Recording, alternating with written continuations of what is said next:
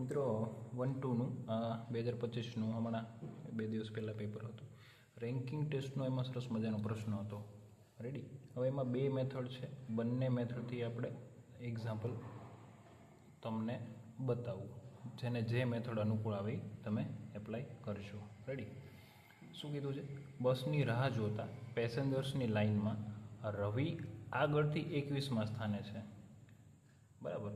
એક લાઇન છે, એમાં રવિ જે છે એ આગળથી કેટલામાં સ્થાને છે? 21માં સ્થાને.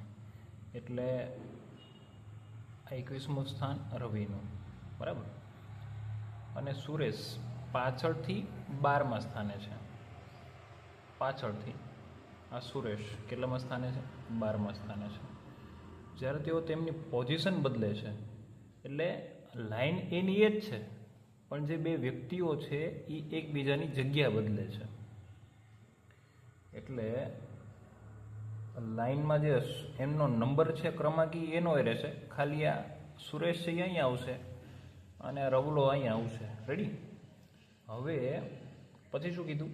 ત્યારે સુરેશ પાછળથી 17માં સ્થાને આવે છે. ક્યાં છે સુરો? આ રહ્યો, જેનું ડાબી બાજુથી કે આગળથી અત્યારે 21મું થઈ ગયું છે, અને પાછળથી એનું કેટલામું હવે થઈ ગયું છે? તો આ બાજુથી 17મું થઈ ગયું છે.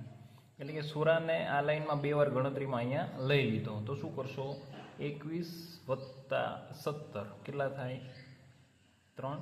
હવે સુરાને 2 વાર ગણતરીમાં લીધો છે, એટલે આમાંથી 1 માઇનસ કરશું, એટલે શું જવાબ આવશે? 37. રેડી? ચાલો, હવે આ જ એક્ઝામ્પલને તમે આ મુજબ પણ કરી શકો કે ડાબી બાજુથી રવિનો ક્રમ કેટલામાં છે? રવિનો ક્રમ 21મો, એટલે આ બાજુ 20 જણા હોય. ઓકે. પછી સુરેશનો ક્રમ જમણી બાજુથી કે પાછળથી કેટલામો છે? 12મો છે, એટલે અહીંયા કણે કેટલા જણા હશે? 11. ઓકે. પછી રોટેશન બદલાવે છે, જગ્યા બદલાવે છે એકબીજાની. બરાબર? રવિ અહીંયા આવશે, સુરેશ અહીંયા આવશે. આ બાજુ તો 20ના 20 જ છે, આ બાજુ 11ના 11 જ છે.